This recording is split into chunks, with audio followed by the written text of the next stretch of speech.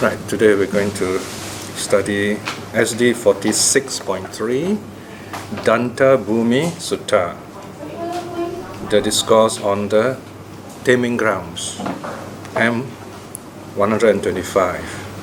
The theme is how the Buddha transforms others, how the Buddha changes others. Now the title is very interesting, Danta Bhumi. Now Danta usually means teeth, right? But here it means something else because it's got two meanings. Here Danta is a past participle, meaning someone who is tame or trained, self-control, in other words. So Bhumi of course means ground. You know the Malay word Bhumi is the same word. Bhumi means ground, it also means nature, it also means stages of training. So we have a good idea of the nature of the sutta from the title. In other words, here we're going to look at the way the Buddha trains his disciple in the gradual training. In fact, this is a very delightful sutta where the Buddha talks about, the Buddha uses different kinds of parables. In fact, if you want to summarize the whole sutta, you can use one word, parables, comparison stories, of elephant training. Okay? This is a long sutta. Majjhima Nikaya is a very important sutta. Okay? It's also found in the Chinese version. This is a kind of sutta very important to, if you are a Dharma teacher, if you are interested in teaching Dharma or learning Dharma, it's something that for us to read, to be inspired, not to give up, even if we have difficulty studying the suttas. The sutta starts off with a novice being visited by a prince, son of one of the sons of King Bimbisara. Okay, look at page 27. The discourse on the taming grounds, M125. Thus have I heard, at one time the Blessed One was residing in the squirrel's feeding ground, in the bamboo grove outside Rajagaha. You remember Bamboo Grove, very famous place. It's the first park monastery that the Buddha received, the very first year of his ministry, given by King Bimbisara. Okay, so he's living there, and it's a beautiful big place, and part of it they take care of the squirrels there, lots of squirrels. Indian squirrels have got like 3 marks at the back, very famous, there's a Janaka story about that. So the squirrels are protected there and they are fed there. And you imagine these monks, they live in that area, So I wonder if the monks are meditating, the squirrels will come and start climbing over the monks, Because some of these squirrels can be quite friendly, So that's the place, and there is a novice called Achiravata. The novice name is Achiravata. Now this novice, he's probably quite old, I think. I mean, not say very old, but maybe probably 20s or early 20s, possibly younger. Normally novices are younger, under 20. But here the word for novice actually is samanudesa. Okay, so it's not the usual word samanera. So he's a young monk, he's very new to the teaching, probably just became a monk. So this is what the sutta says. Now at that time, the novice Achiravata was dwelling in a forest cell, so a small little hut in the forest, obviously is meditating. Then Prince Jayasena, while walking about on a stroll, approached the novice Achiravata and exchanged greetings with him. When this courteous and friendly exchange was concluded, the prince sat down at one side. So you see here a very interesting habit which the ancient Indians have, even the monks, they do this, they take strolls in the forest. This is the only exercise that monks do. They do a lot of walking. Okay, the walking meditation as well as walking as exercise. So this prince comes to the novice and asks the novice 2.3. Next line, it says, "This I've heard, Master Agewasena." So he calls the novice by his family name, Agewasena. This family name is still a famous name in India even today. It's Master Agewasena. That here a monk who dwells diligent, ardent, and resolute would achieve oneness of mind. So he starts with, he knows something, so he tells the novice, "I've heard that if you work hard, if you diligent as a monk, you can focus your mind. Okay, so can you tell me something about this?" Now this young Navis is not too keen to talk. He says, no, I don't think I can teach you anything because I'm so new to all these things. But the prince insists 3 times, says, no, you please teach me something. Even if I cannot understand, okay, So Agiwasena in the end said, okay. So he tells him something about it. But unfortunately, the prince could not understand or could not accept what the Navis said, Probably the Navis gave some deep teaching he has learned. So the prince, what did he do? He says, look at page 5.2. When this was said, the Prince Jayasena said this to the Navis Acharavata. This is impossible, Master Agiwasena. There is no way it can be where a monk who dwells diligent, ardent, and resolute would achieve oneness of mind. So this is impossible. So I disagree with the Navis. Then Prince Jayasena, having declared that it is impossible, that there is no way it can be, rose from his seat and departed. So he just went off like that. Right. So you see here a difficult situation where the prince insisted the Navis teach him, but when the Navis teaches him, he couldn't understand, he couldn't accept it, and he just goes off like that. Of course, the Navis is not happy about this, right? So what does the Navis do? He goes to the Buddha and tells the Buddha exactly what happened, and that's where the real teaching begins. Okay, the next part. So he goes to the Buddha, he tells the Buddha what happened. Then, this is what the Buddha said, 6.4. When this was said, the Blessed One said this to the Navis Acharavata. How is it ever possible here, Agiwasena, with, there's a typo, that should be WITH, with that which should be known through renunciation, should be seen through renunciation, should be attained through renunciation, should be realized through renunciation, that this would ever be known, seen, attained, and realized by Prince Jayasena. Because Prince Jayasena, who lives enjoying sensual pleasures, being consumed with sensual pleasures, burning with the fever of sensual pleasures, being caught up with seeking sensual pleasures. This is impossible, right? So first the Buddha explains to the Navis why the prince could not accept the answer. He says, the Navis probably was enthusiastic. The Navis talk about renunciation, and this young prince, he's enjoying life. So you talk about becoming a monk, he's not happy, you see. So he goes away. So the Buddha is saying he will never understand because he's a young man, he's enjoying all these pleasures. So you cannot start teaching him right away with this thing. All right. Now the Buddha starts telling. So this teaching is especially for one person only, for the Navis Acharavata. The Buddha is encouraging him, the Buddha is telling him, in a sense, where he went wrong and then what to do right. So at the same time, the Buddha also is teaching us. Okay? So the Buddha begins with the parable of the hill view. Okay? Parable of the 2 tameable animals. Okay? Section 8. So the Buddha begins by telling, suppose there were 2 tameable elephants or tameable horses or tameable oxen, and they are well tamed and they are well disciplined. And there are 2 other animals, elephants, 2 horses, and 2 oxen. They are not disciplined, not tamed. So the Buddha asks, he says, look, these animals, the first pair, do you think will they be able to be tamed? Of course not, because they are still indisciplined. But the second group, they can. Right? So that is the theme of the sutta. Taming ourselves, teaching others about taming, about becoming more disciplined, more control of ourselves. Take the word taming as self-control. Okay. Then comes the very beautiful parable of the hill view, something you probably have heard before, something worth remembering. So here the Buddha says, section 9, suppose Agiwasena, there was a great hill or great cliff not far away from a village or a market town, and 2 friends from that village or market town were to depart from it and approach the hill hand in hand. Okay, here's very sweet. You see 2 Indians walking together hand in hand going up the hill.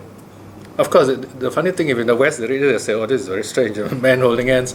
But in India, in Southeast Asia, Not in Singapore though, because Singapore is very modernized. You go to Myanmar, you go to Thailand, you go to Sri Lanka, you find it's a very common thing. I mean, if you watch the Indians from India walking here, you find they're very close to each other. So it's a cultural thing. Okay, they show this love and respect openly. Okay, but there's no other wrong idea about it. Right? So you can see this recorded in the sutta, this closeness of society.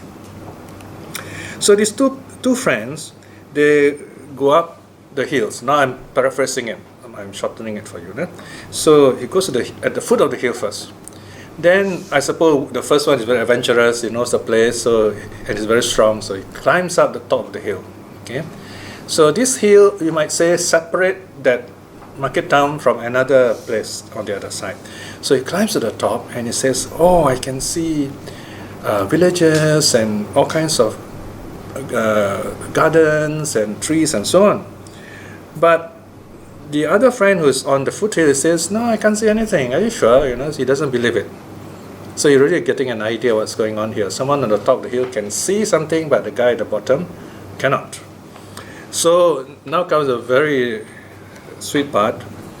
This friend comes down from the hill and he tells the other friend, "Why don't you come up?" So he holds him by the hand, pulls him up, and go up the hill. So both of them on the top of the hill. He says, "There you are. Can you see all this?" At the other side, look at the village there. There are lotus ponds and there are lakes, there are trees. Then the friend says, "Oh yeah, that's very true. I can see now." All right. So here is where the Buddha uses this story to explain to the novice. It says, "Why is it Prince Jayasena cannot understand what the novice said? It's because of ignorance. It's just like that man at the foot of the hill, he couldn't see the other side, right? So because of ignorance, if you teach him something he cannot understand, he cannot accept it because he has never experienced it. So that's the way it is. Don't feel bad about it, okay?" So then the Buddha says, section 11, if you had used these two parables, if you gently explain, you tell the stories first to the prince, he would have faith in you. And then when you have faith, he will listen to you, right? So here, in other words, when we give Dharma talks, the first thing we should try to do is try to make people comfortable, happy, talk about things that they can relate to. This is called the gradual teaching, okay? Then the Buddha goes on with the real long parable until the end of the sutta, the parable of elephant training. I think there are 10 stages of elephant training. Then the Buddha compares with how we train ourselves, how the monks are trained also, more or less 10 stages. The stages don't exactly coincide with the training, but the idea of it is there, okay? Like 2 of the stages are not mentioned in the training of the monk. 11.2. So here, at section 12, rather. So here, the Buddha says, how do you make this prince understand? You give him another parable. Section 12. Agivesana, suppose a head anointed Kshatriya Raja, a noble king or royal king, were to address his elephant forester thus: "My good elephant forester, mount the royal elephant, enter the elephant forest, and upon seeing the forest elephant, bind him by the neck to the royal elephant." Okay, why? We'll find out in a while. Here we see, in this sutta, a very interesting record of the Buddha's time, how the people are very good in training elephants. And here the king is the one who knows how to train elephants. And elephants are very important in India. Elephant is like, what do you call it, the tanks, those, you call them artillery, is it? Right? So, when Alexander reached the river, I think Indus River, Jhelum River, he was going to attack India, So on the other side, the King Porus was waiting with long rows of elephants. And these Greeks never seen elephants before, but the Greeks are very intelligent and brave, so they kind of got used to the idea. And they had a difficult time fighting this king because the king was very brave and he had all these war elephants. These war elephants are really intelligent, And this elephant, later you find out how the elephant is trained for war. Okay, so anyway, this King Porus was very brave, but Alexander was very cunning. He pretended to send his soldiers up the river. He pretended to just stay there and not going to attack because the water is deep. So the king also started relaxing, thinking that Alexander won't attack. But secretly, Alexander told got his army, to big bunch of army, go up the river to the another part and quietly cross over and come down from behind King Porus' army. And by the time the King Porus found out, it's too late. The soldiers already over there. They were fighting on different sides. The king's son got killed.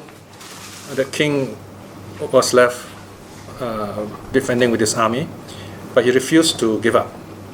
Anyway, in the end, he surrendered nobly, and Alexander was so impressed with him. Alexander said, "You can remain the king," and give him some land also, but of course subject to Alexander. So this is the story of King Porus, okay, and his famous elephants. So how did they train their war elephants? Here's the story, right? So the king tells the elephant forester, go into the forest, capture a wild elephant. First thing you do is tie the wild elephant to the royal elephant. So elephant and elephant make good friends, right? So the wild elephant will follow the royal elephant, right? So next section 12, point 2. So the elephant forester goes into the forest, he captures a wild elephant, ties into the neck of the royal elephant. Then he tells the king, okay, Your Majesty, the wild elephant has now come out. Okay, so this meaning that come out, the wild elephant has come out, it symbolizes the monk giving up the world, renouncing, okay? So the moment the elephant has come out, then the king gives next instruction, that is 12.5. The king says, sink a great post into the ground. Put a post into the ground, very strong post, and tie the elephant to the post, so this elephant cannot run away. Okay? So this is like doing meditation. So then the king is tied there, the elephant is tied there. Now the elephant tamer comes and talks to the elephant. How does he talk to the elephant? Look at 12.6. Second paragraph, 12.6. The elephant tamer, Agivesana, can you find it? Can find the paragraph? The elephant tamer, Agivesana, then addresses it with words that are gentle, pleasant to the ear, loving, touching the heart, urbane or refined, delighting to the multitude, pleasing to the multitude. So when this elephant hears all these wonderful, gentle words from the elephant tamer, the elephant also feels very pacified, very peaceful, and can connect with a human being better. All right. Then next step, 12.7. Then the king tells the elephant tamer, give him some grass, fodder, and water. Give him some food to eat. See whether he will eat or not. Now these elephants which are very wild, the moment you capture them, you feed them, they won't eat because they're panicking, they're worried. So you notice how the elephant is being tamed step by step. First, make the elephant come out, tie him up to this noble royal elephant, and then once he comes out, tie the elephant to the post, and then sit gently, address and talk to this elephant, and then gives him some food. Right? This is very much like welcoming a guest. Okay. So once the elephant starts eating, then the king will say, oh, that's very good. That means this elephant will live. This elephant can be tamed. Okay.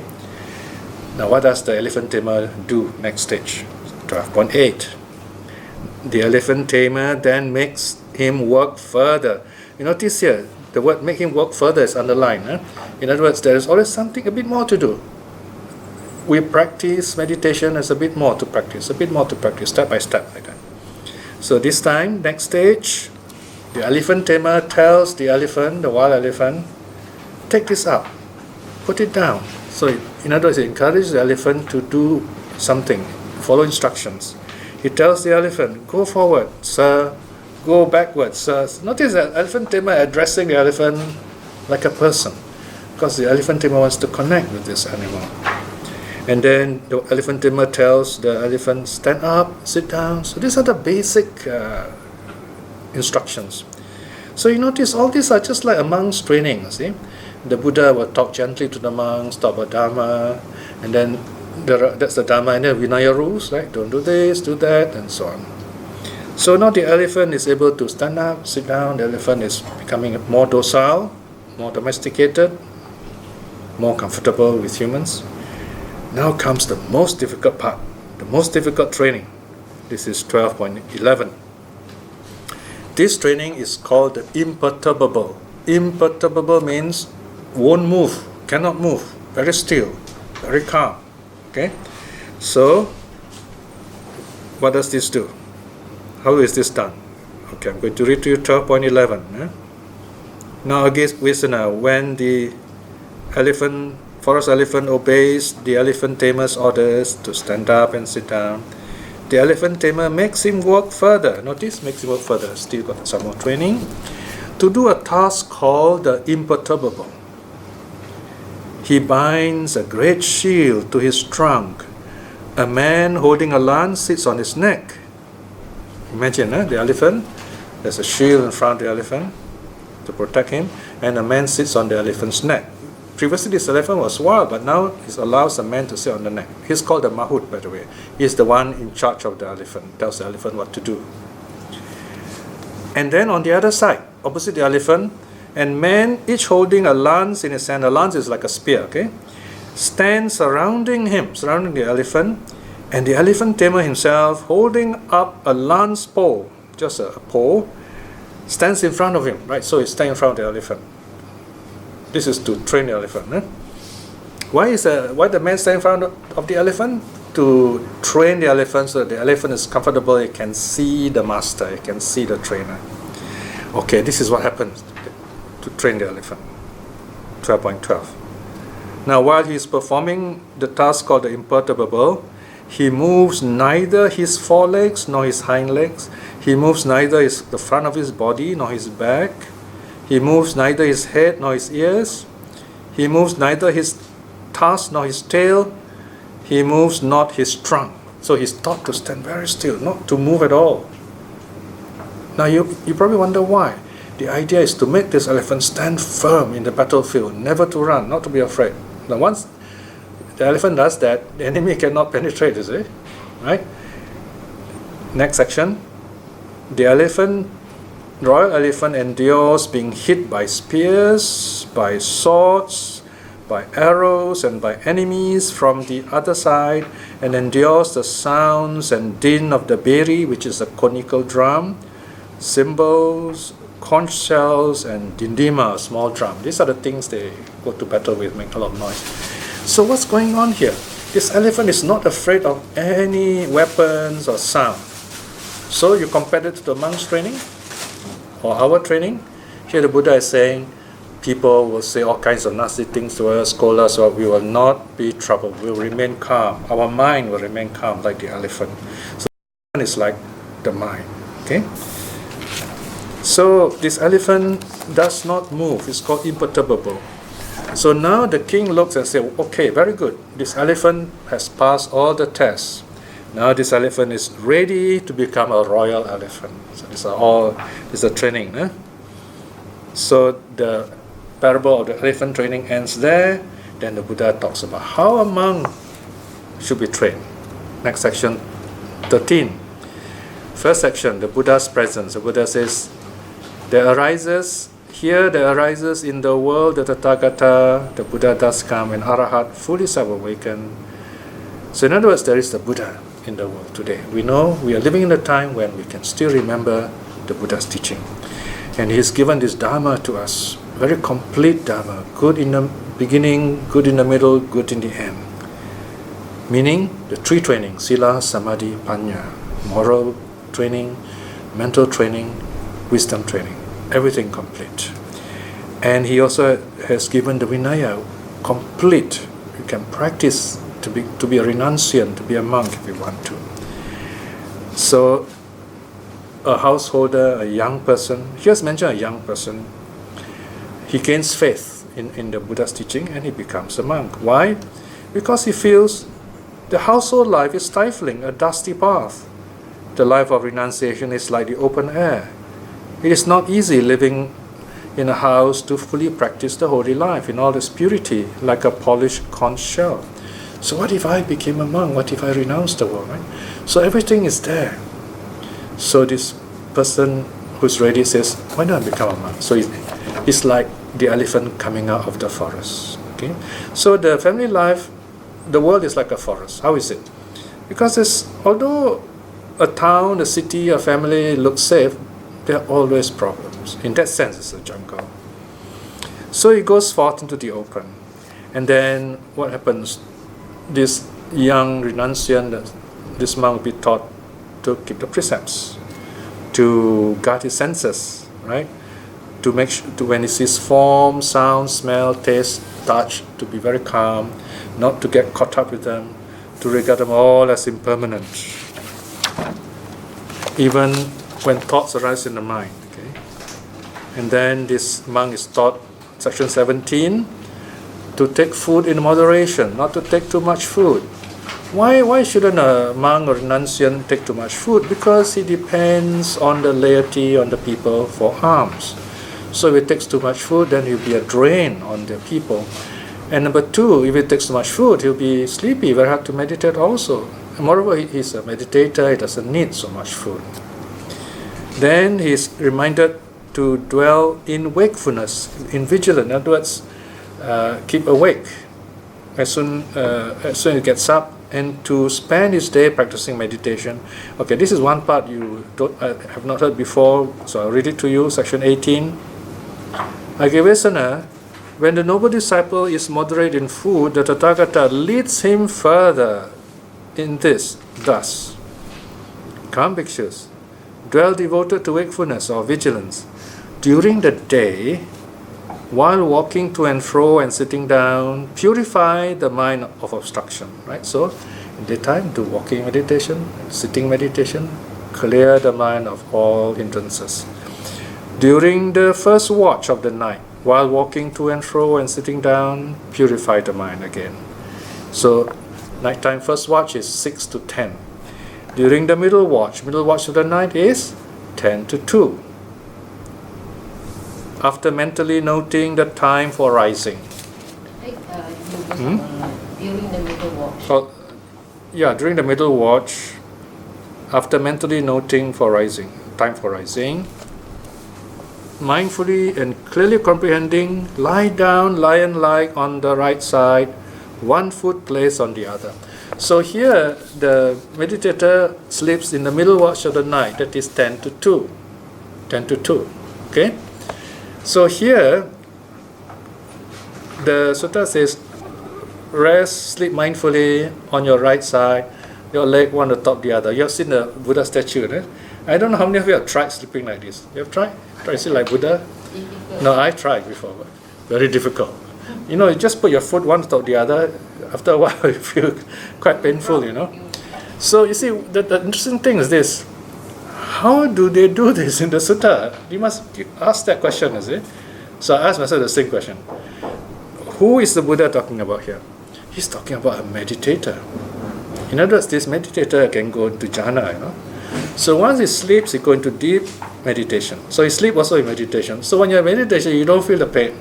Then you can put your leg like that. See? So if you're not meditating, you're going to feel pain.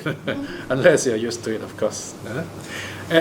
And sometimes in the painting, I notice this artist probably know that when you put your foot one on top of the other, it is not easy. So he actually draw the picture with the Buddha's foot crossed rather than one on top of the other.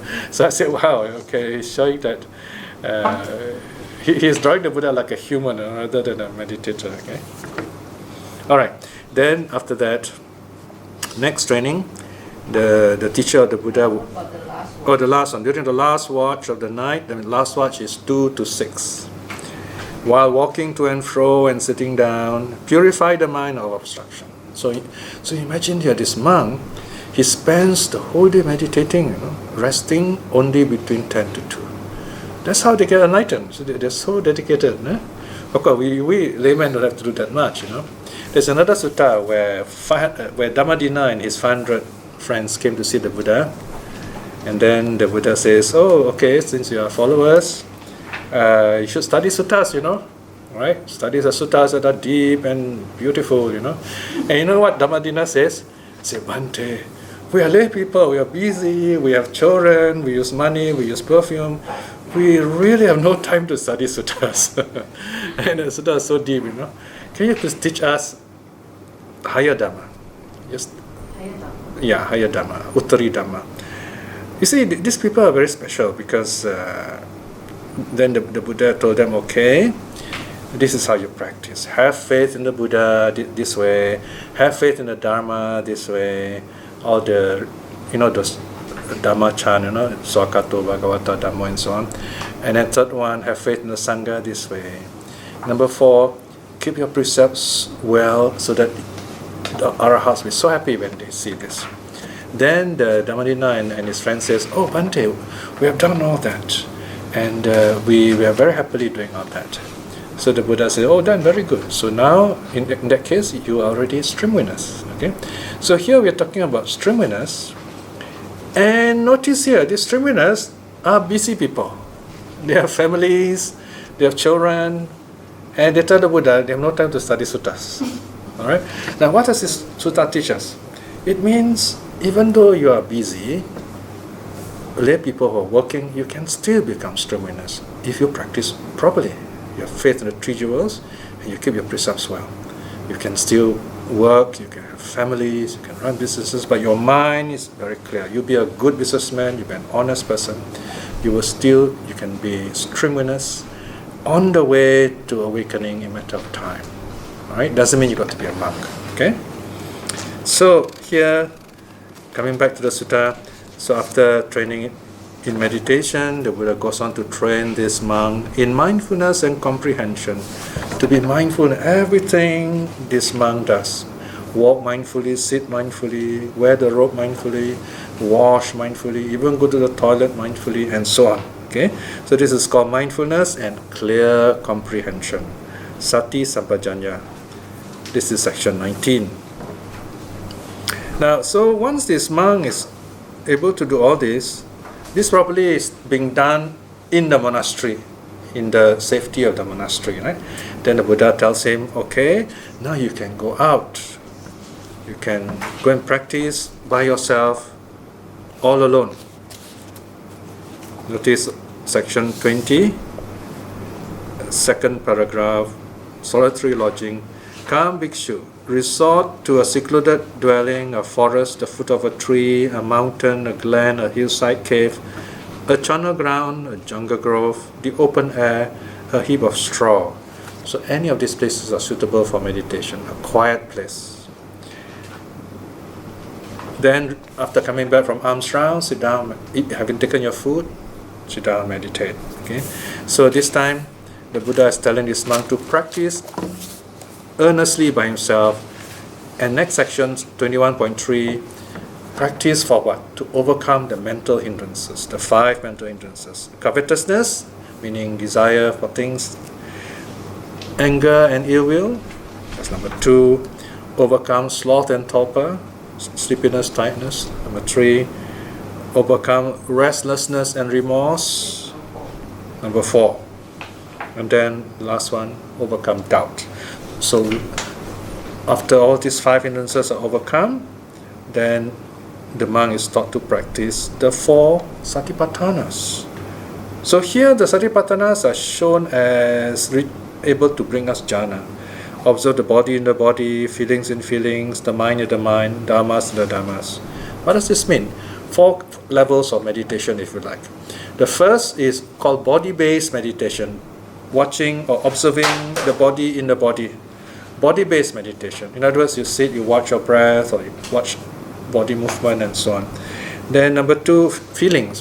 Whatever feelings arise, you observe them as impermanent. And number 3, you watch the thoughts. Whatever comes in the mind, arises in the mind, just watch the thoughts coming, going, and letting them go. And then the dharmas here refers to realities that arise in the mind. Simply watching them, knowing them, letting them go. So this is like the big post sunk in the ground and the elephant is tied to it, right? In other words, your mind is focused through the 4 focuses of mindfulness. Okay? And then the next part the Buddha talks about the first dhyana. It's not directly mentioned. We know this is the first dhyana because the Buddha says, he tells the monk, let go of all thoughts. Again here, this is the only sutta, it seems, you have this kind of wordings. Section 24. Then the Tathagata leads him further. See, another stage of training in this. Thus, come bhikshu, dwell observing the body in the body, and do not think any thought regarding the body. Right? So here we know very well, in meditation, we let go of all thoughts. 2. Dwell observing feelings in feelings and do not think any thoughts regarding feelings. Dwell observing the mind in the mind and do not think any thoughts regarding the mind. And dwell observing dharmas in the dharmas and do not think any thought regarding the dharmas. So, first dhyana is not mentioned. This is the one, okay? Although it's not directly mentioned. And then the monk goes on to attain second jhana, third jhana, fourth jhana, step by step, by letting go of all the various what I call jhana factors. No?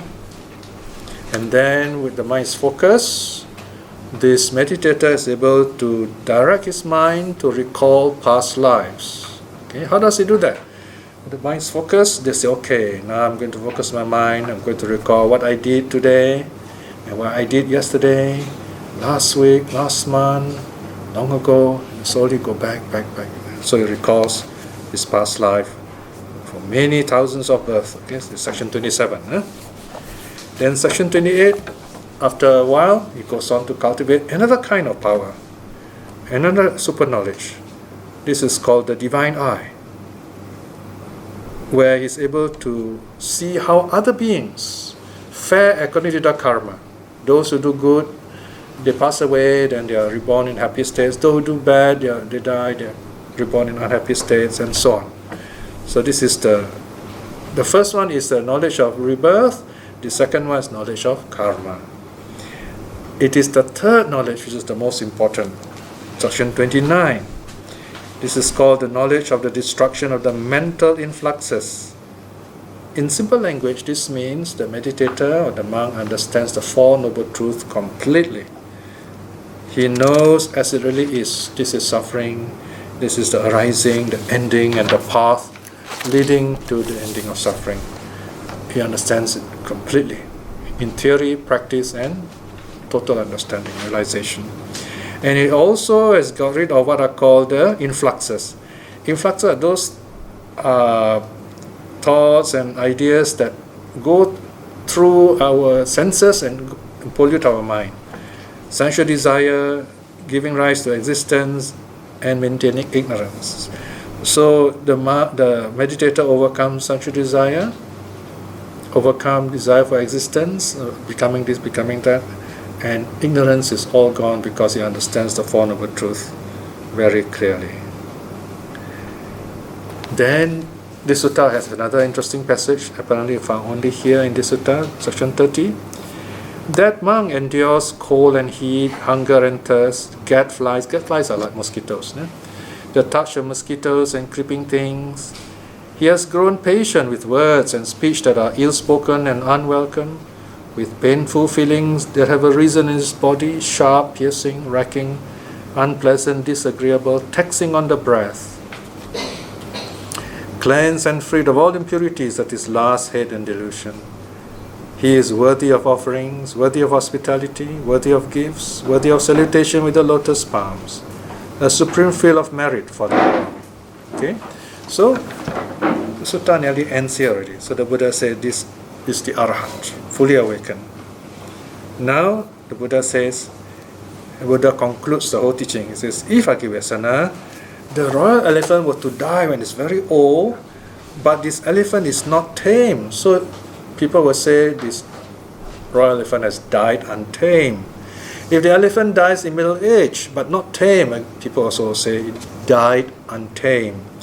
If he dies young, people also say he died untamed. So too with a monk, the Buddha says, if an elder monk were to die without having destroyed the influxes, without becoming an arahat, or at least a streamer if you like, then he would be simply regarded as an elder monk who died an untamed death. In other words, he didn't live a successful spiritual life. Similarly, a middle-aged monk, if he did not train himself, he did not get rid of the influxes, did not become an arahat, at least a stream winner, he died a failure, untamed death. Same thing with a novice. If he dies without attaining any of the states, he dies an untamed death. Right? So, whereas the other elephant, which is very clever, which is well tamed, if he dies in old age, people will say, wow, this elephant has been tamed, so he dies a tamed death. So to the middle-aged elephant, the young elephant, when they die, people will say they die a tamed death. So too in the case of a monk, whether old, middle-aged, or young, with proper training, when they die, people will say, that's good, they've lived a full life, they've awakened, at least attained stream winning, and they live a happy life. So the sutta ends there. So here we see very interesting how the Buddha presents a gradual training step by step, like taming elephant. Remember the steps, right? First, this forester goes into the forest, captures the wild elephant, and ties him to the noble elephant. This is like finding a teacher. You listen to a teacher, you see the teacher's example. The teacher is calm, knowledgeable, so it inspires you to be like that too. Okay? You can find such a teacher, wonderful. Now this teacher need not be just one person. We're talking about actions. You find different teachers come and give talk. You see that good behavior, follow that. You will see behavior is not good, don't follow. Okay. And then the elephant is tied to a pole, right? So the elephant cannot run away. So we got to discipline ourselves sometimes. Like for example, here you are coming for sutta study, although it's quite late, you still come, right? So this is a very wonderful sacrifice, right? You refuse to get pushed away by the eight winds or by Mara. So it's like you are holding back to that pole, which is the Dharma. But that pole in the ground represents your focused mind. So if your mind is focused, wisdom will arise in you. Okay, so it's not just reading the suttas, but we train our minds to be focused bit by bit. At first it's difficult because we are not used to long time study, right? So, but all these are a matter of experience, habit, and determination. The more time you spend, over time you find you will get better. Meditations like that, You find especially young people who start to learn meditation. I always tell them they're very lucky because as they grow older, they become better in their meditation. So when they know all this meditation, they will grow happily, age gracefully. And then the elephant is fed with food. The elephant is spoken with soft words, fed with food, and then trained in different ways to learn to be very calm, not to be afraid of anything.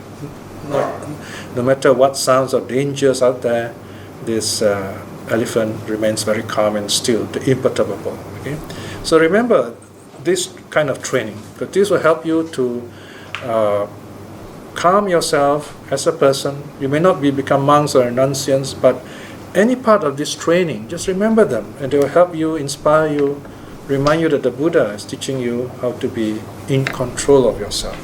So this is what the sutta is about, if you like. It's about self-control. Okay, let us close with a short reflection. This moment is very precious to us. We can gather together and really talk our hearts out. We can really ask about the things that trouble us, that we're not sure about. And this is very important, to be able to communicate on this level. And we must treasure such moments. And in your peace of mind, when you do your puja and so on, always remember, may this kind of peace and connection, communication amongst Buddhists be possible. Above all, may we, to all the good deeds we have done, be blessed with all the goodness, good health, happiness that we are able in this life itself to wisely aspire towards, to attain at least the first stage of sainthood, stream winning. And in this moment of peace, to send out our loving kindness to all those people who work very hard for this place, and to our relatives and friends to to those who have been very kind to us. May they be well, may they be happy. And also to all those people whom the Dharma have not touched, that they may see the Dharma. Those who have gone the wrong way, that they will see the right way. Keep on sending your loving kindness to all these people, to all beings. May all beings be well and happy. Sadhu, sadhu, sadhu.